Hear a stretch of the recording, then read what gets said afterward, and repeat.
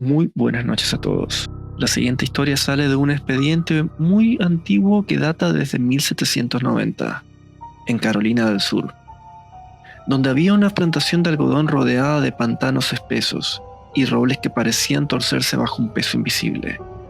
Pertenecía a la familia Bellamy, un linaje próspero, dueño de tierras fértiles y de decenas de esclavos que trabajaban bajo el sol inclemente.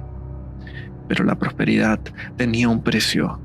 Los esclavos murmuraban que la tierra estaba enferma, que los campos respiraban por las noches, que en la brisa se escuchaban nombres susurrados. Los dueños lo llamaban superstición, hasta que en una madrugada un capataz desapareció sin dejar rastro, y lo único que encontraron fue un sombrero aplastado contra la tierra, como si el suelo mismo se lo hubiera tragado.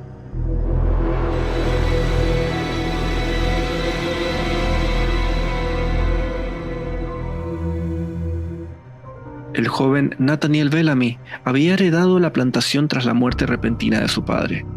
Con apenas 26 años, intentaba mantener el control de la hacienda, rodeado de trabajadores que lo obedecían con miedo más que con respeto. La rutina era inquebrantable. Al amanecer, los esclavos eran llevados a los campos, vigilados con capataces armados de látigos. El aire olía a algodón, sudor y a una humedad penetrante que nunca se secaba del todo. Pero en los últimos meses algo había cambiado. Los esclavos trabajaban en silencio, más que de costumbre. Se miraban entre ellos con terror cada vez que el viento soplaba y hacía que las hojas de algodón se agitaran como si tuvieran vida propia. Algunos afirmaban que, al agacharse a recoger las fibras, escuchaban cómo la tierra murmuraba su nombre. Otros decían que, si se quedaban quietos, podían sentir un pulso bajo el suelo, como un corazón enterrado, latiendo en la oscuridad. Una noche, Nathaniel escuchó a los esclavos rezar. No era un rezo habitual, sino un canto antiguo, grave, repetitivo, que parecía contener tanto súplica como amenaza. Cuando les exigió explicaciones, uno de ellos, un anciano de mirada vidriosa, se atrevió a hablar. «La plantación ya no le pertenece, señor. La tierra se alimenta». Los presagios se hicieron cada vez más evidentes. Primero, los animales. Un caballo amaneció con las patas hundidas hasta las rodillas en el barro, aunque la noche anterior el suelo estaba firme.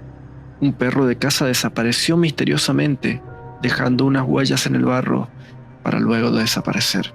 Después, los hombres. El capataz desaparecido no fue el único. Otros dos se desvanecieron durante la madrugada.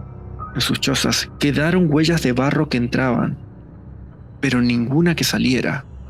Nathaniel comenzó a patrullar personalmente la plantación al caer la noche. Una madrugada lo vio. El campo se agitaba, como si un viento invisible recorriera las hileras de algodón. No era el viento, era un movimiento desde abajo, como si algo reptara bajo la tierra. De pronto escuchó su nombre.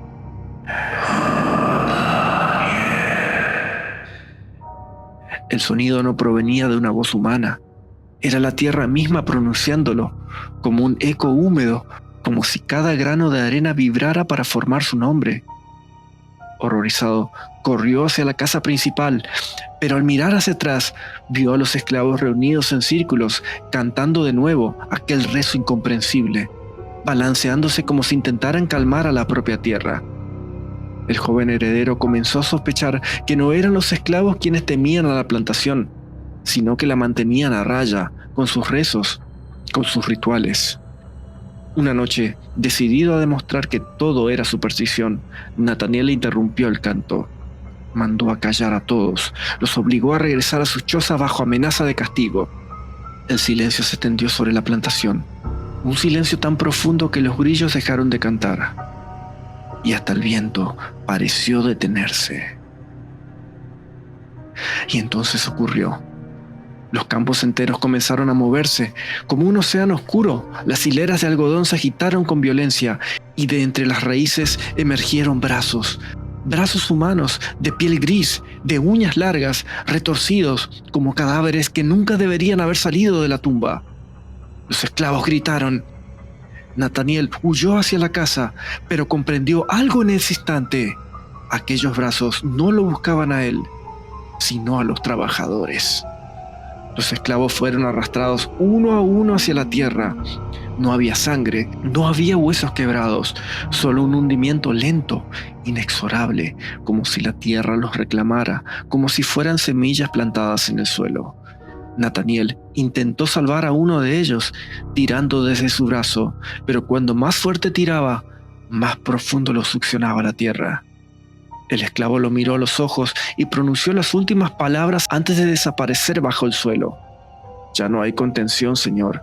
Ahora usted verá». Las voces comenzaron a multiplicarse. Cientos de susurros desde el barro, desde las raíces, desde cada grano de tierra. Todos pronunciaban nombres.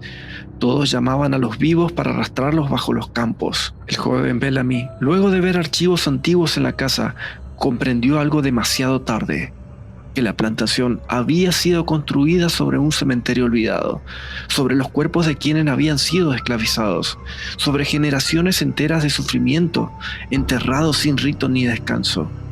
La tierra no olvidaba, la tierra reclamaba. Al amanecer, la plantación estaba vacía. No había esclavos, ni capataces, ni animales, solo campos de algodón blancos que se mecían suavemente bajo la brisa.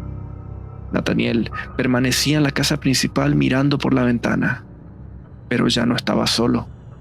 Detrás de él, en cada rincón de la habitación, comenzaron a aparecer sombras con forma humana, de ojos hundidos, que aplaudían en silencio, como si celebraran un espectáculo.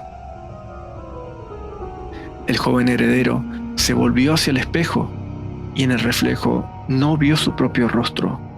Vio la cara de un muñeco de barro, agrietado, con raíces en lugar de cabellos. La voz de la tierra lo susurró de nuevo. Ahora eres nuestro. Nathaniel Bellamy abrió la boca para gritar, pero solo salió de su garganta un murmullo seco, como el crujir de las hojas muertas al ser pisadas. El campo siguió floreciendo, y nadie nunca más volvió a hablar de la plantación Bellamy.